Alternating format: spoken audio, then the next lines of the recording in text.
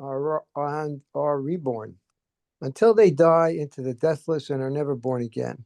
But one man, being birthless and deathless, takes birth again and again because of the cry of the world for relief from the burden of living and to mirror himself in the tears of his lovers.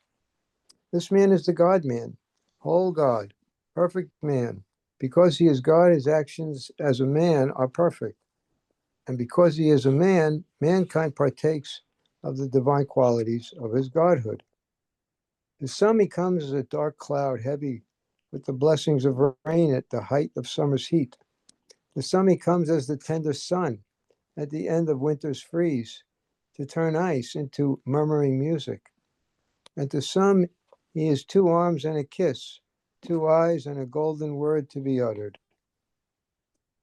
The right to eat bread instead of stones, to love and sing and stop building tomorrow is reestablished, and the boughs of the beloved's orchard hang low so that the fruits which only the long-armed could reach may be plucked by all.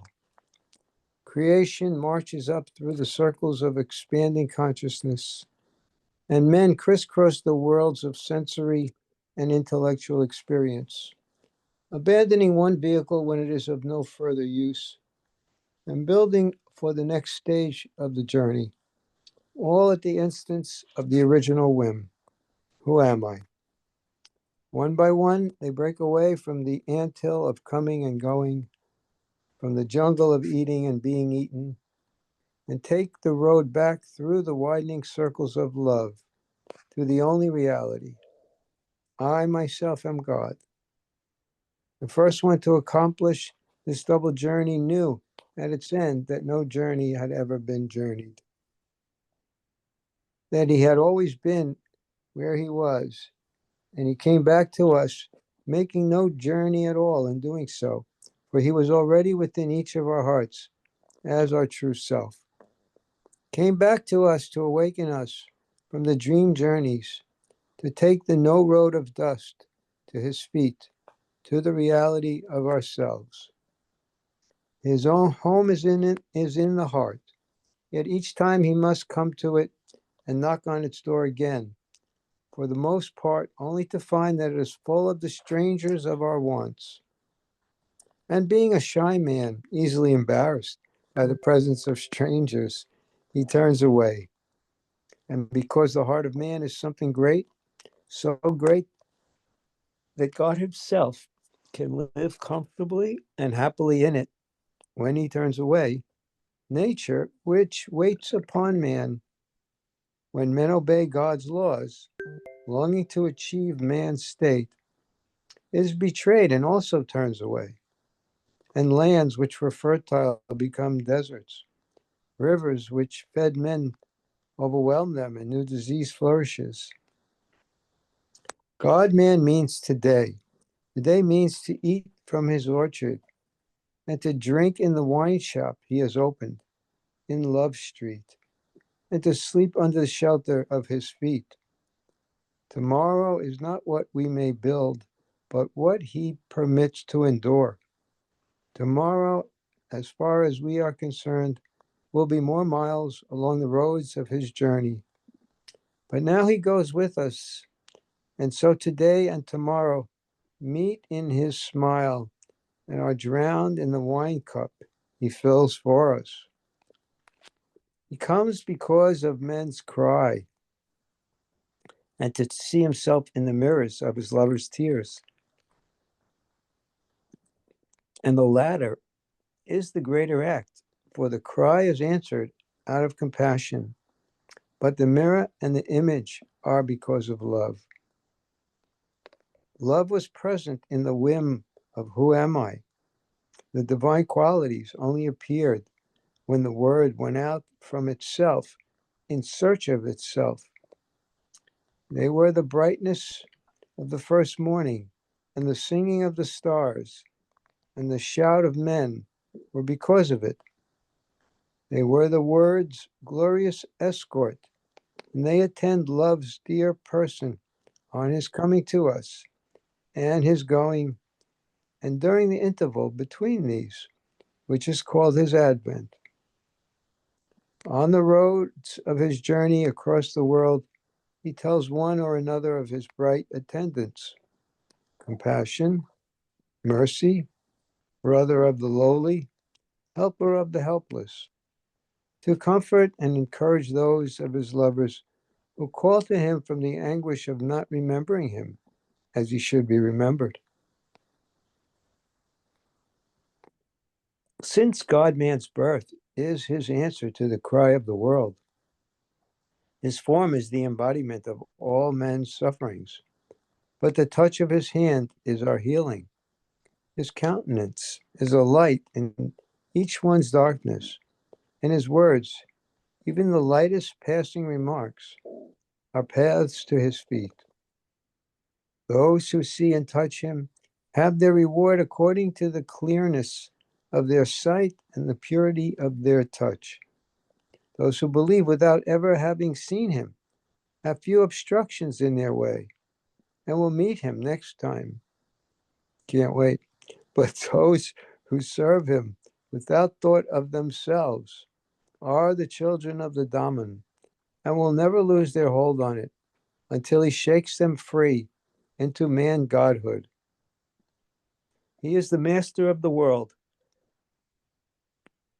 yet he apparently allows the world to master him so that his lovers may learn to turn seeming defeats into real victories. Every blow loosens the sanskaric shackles on the soul. He is the slave of the love of his lovers, that love which makes the lover the dust of his feet and a lord of creation. The cross and the flute and the begging bowl are his eternal symbols, made of his flesh, suffered, breathed into, outheld in the same one eternal moment. There was a time when God-man was not, neither was anything. There was only the eternal is state of God.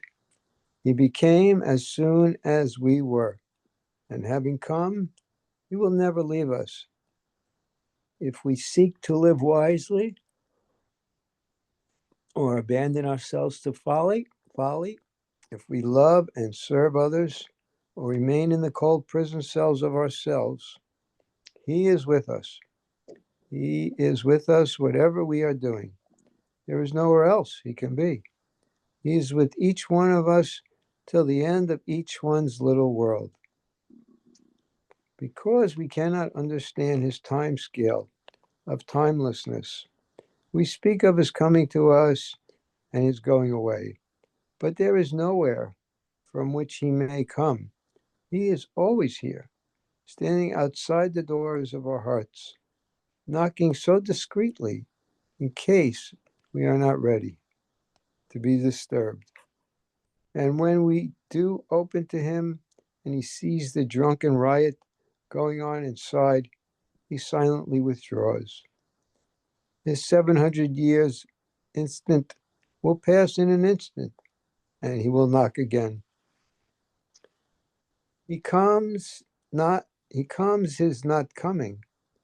Just as the sun rises, it's not rising. The sun's rising is only because the earth turns about it. It is always where it is, waiting for each piece of earth to receive its light.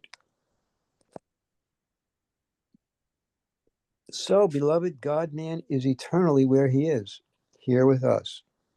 If we could really grasp this, we would become self-realized instantly and remain where we are, neither coming in fresh birth nor going in another death. And this experience requires nothing but his ever-present grace in his ever-present person, and for our hearts to be empty when he knocks. In the instant of his knocking and our opening and his withdrawal and his coming in, well pleased with the spotlessness of our house, is contained the whole drama of our existence from the beginningless beginning of things, and the entire love game of the lover and the beloved. As he as lover seeking a beloved through whom to realize his love nature, we as lovers so greatly desiring to pass away into him that we allow our houses to fall into ruin and we become dust dancing before the threshold of his beautiful feet. Time ceases. The world's tomorrow is but an extension of the false dream which was yesterday, and today was our possessing and nourishing it.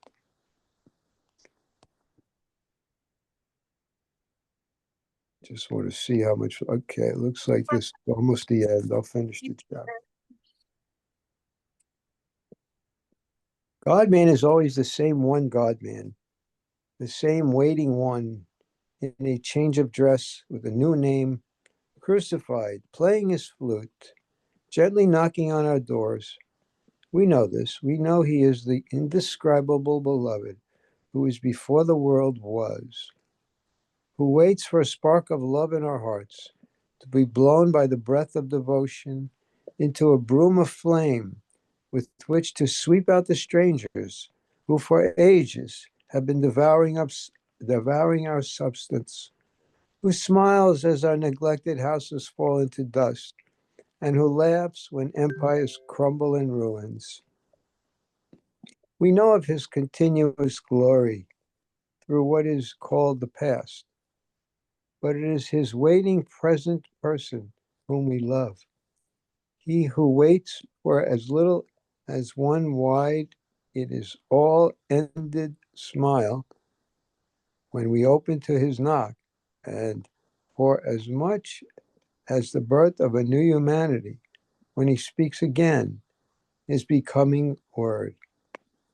We who have come to this infinitely beautiful one sing under the shade of wine glasses upheld for him to fill when when it so pleases him. And when the melody of pouring wine begins, we are lost to all but love. Time now is measured by the duration of each song. We do not say so, and so time goes. So time ago, we say, a song or two songs ago. Tomorrow exists only as the moment of his mood, when he will bestow his glance of grace. All right, let's have another reader, please. Chapter 2, The Birth of the God-Man. Avatar Meher Baba was born when from his unbroken, timeless, ease state of very being, the whim for self-knowledge surged in him,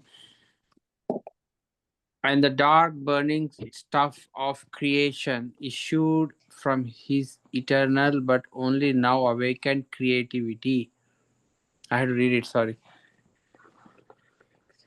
Avatar Meher Baba was born when from his unbroken, timeless state of very being, the whim for self-knowledge surged in him, and the dark burning stuff of creation issued from his eternal but only now awakened creativity.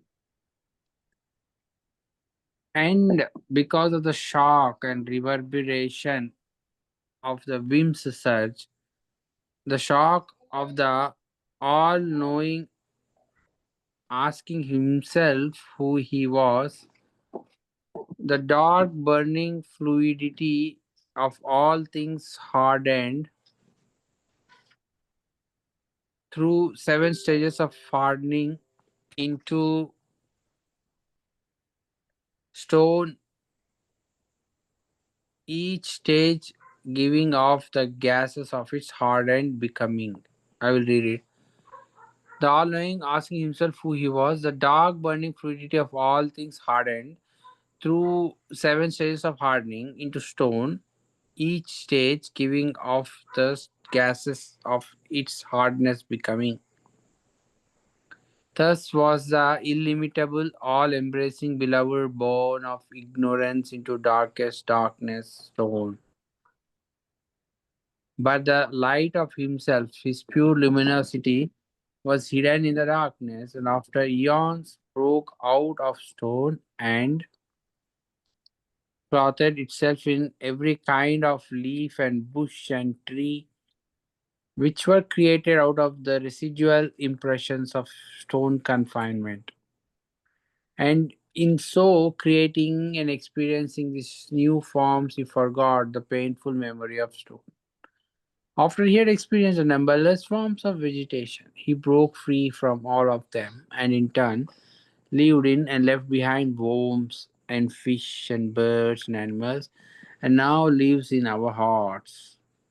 And because he has experienced darkest darkness and knows our hearts to the deepest caverns of their darknesses, and remains living in them as pure light and all love, he is the only beloved whom we should call beloved. This beloved, who lives eternally in our hearts, was born in our time as a man because time was falling to pieces and all real values were vanishing, and only as a man could his love and compassion for us be fully expressed and his all power be wholly exercised. He who is always here materialized out of his pure luminosity, a form which all men then and later would adore and worship in song, each in his own way of singing. He was born as a man with man consciousness out of his compassion for man. But as soon as the master Babajan with a kiss tore the veil of that consciousness, he tried to escape back to his birthless self, and the master Upasni Maharaj had to go after him and bring him back and make him aware of his office of God man, which he holds through everlasting time. All this took place in the flash of a 7 year movement. The unlimited had accepted gross limitation and remained unlimited. Knowledge had accepted complete ignorance and knew everything. The heck? I somehow. Oh, you didn't get that far. It's on page 7. Okay, I will help you. Whoops, on my book, anyway. Oh, I guess not. Never mind.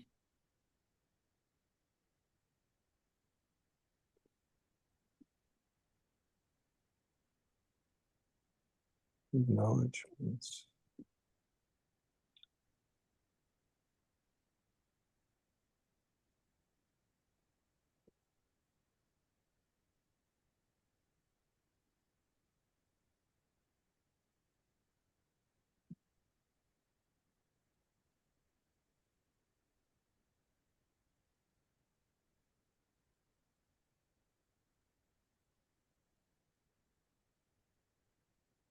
A little farther.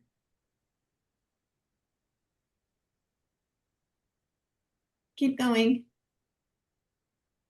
A little bit more. No, I didn't think we read No, this. I think it's right there, folks. Just go up a little bit more. Yeah.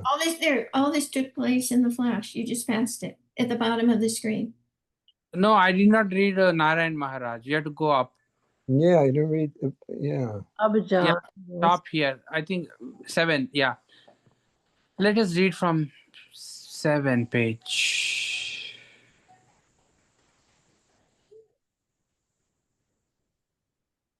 This is 6. So Yeah. Read from here. Yeah. Okay. Thanks. He was born as a man with man consciousness out of his compassion for men, but as soon as the Master Babajan, with a kiss, tore the veil of that consciousness, he tried to escape back to his birthless self, and the Master Upasni Maharaj had to go after him and bring him back and make him aware of his office of God man, which he holds through everlasting time.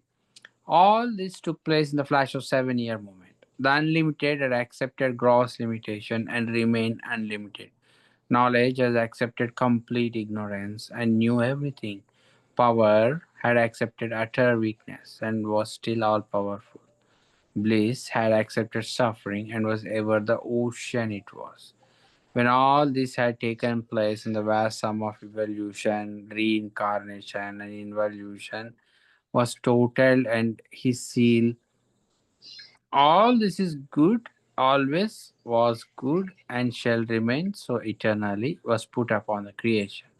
He was again the birthless, always your divine beloved, shining in an entirely new man shape, progenitor of a new humanity.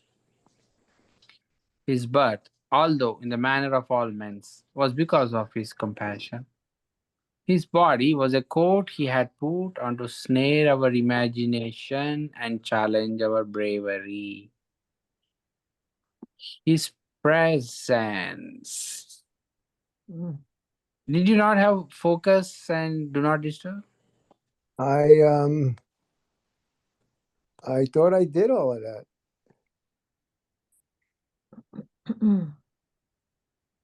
His birth, although in the manner of all men's, was because of his because of his compassion. His body was a coat he had put on to snare our imagination and challenge our bravery. His presence said, I have been with you since the beginning of things, when I sent you dancing down the roads of being, shouting in love for me. I sent you, but I always went with you, supporting and encouraging you every step of the shout. You went out singing in search for me. Who among you now has the daring to find me and know what I am, that one who has always been with you? I am nearer to you than you are to yourself, so near that only a breath separates us.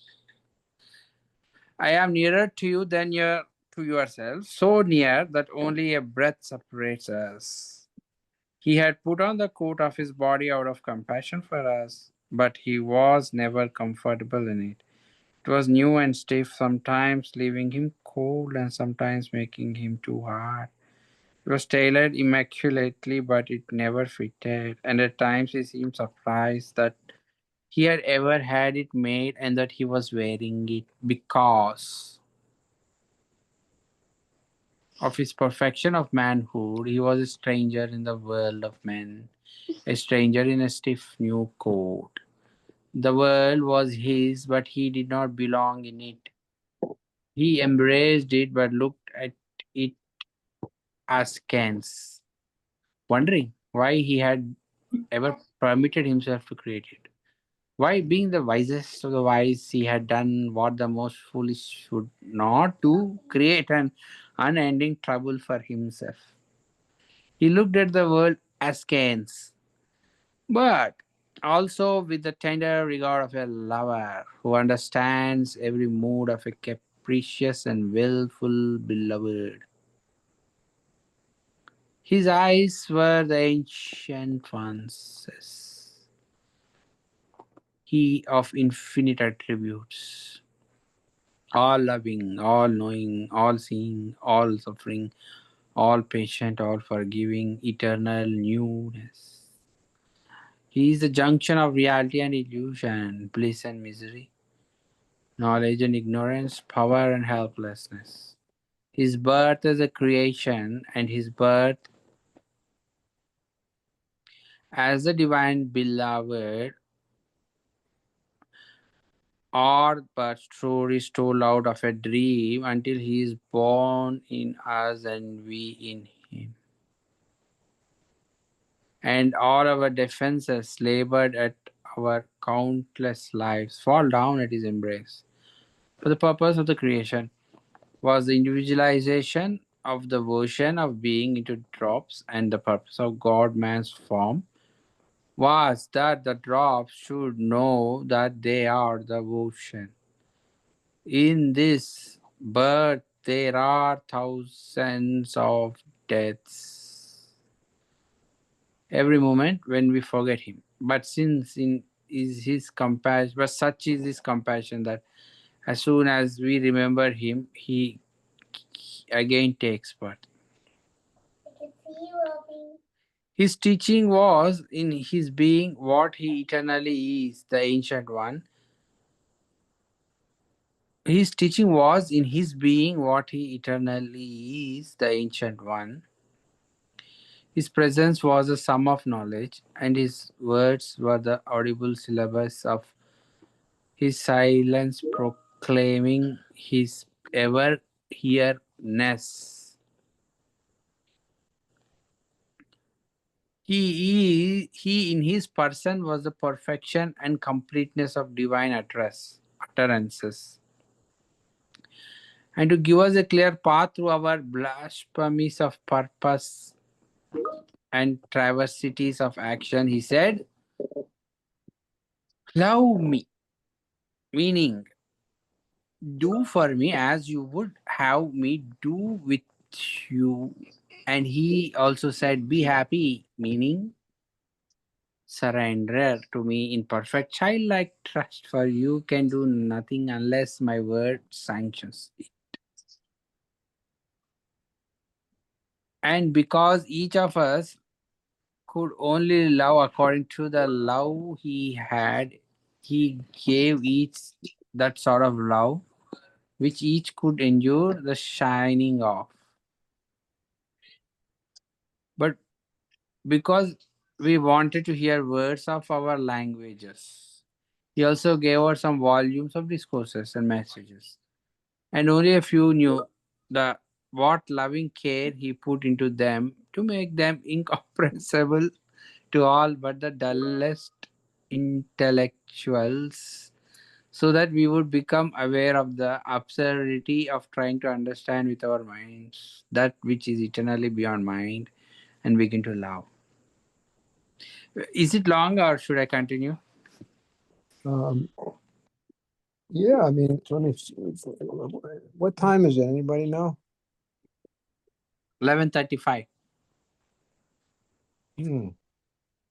Well, why don't you go on reading a little more, and Yeah. then we'll discuss if we want to maybe make a decision or if we want to, try it out some more or what. It stops on page 10 and we're on page, what? Let's see. Okay. Yeah, there's not much left. Read the rest of the chapter. Yeah.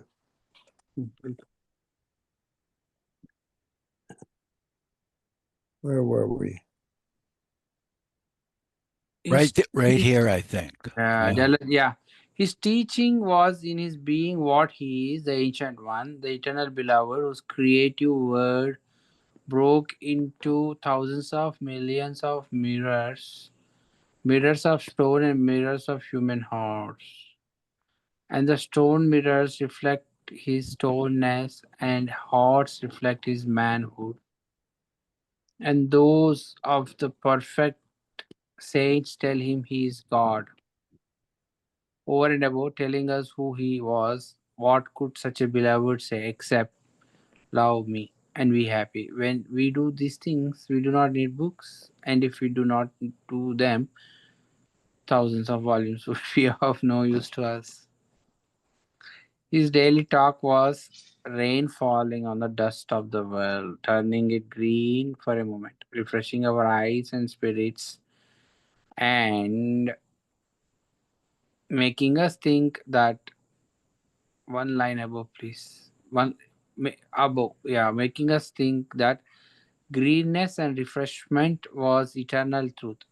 But his love me implied loving in the desert as well as in the green places. And his be happy meant to be so despite whatever hardships he in his infinite compassion gave us.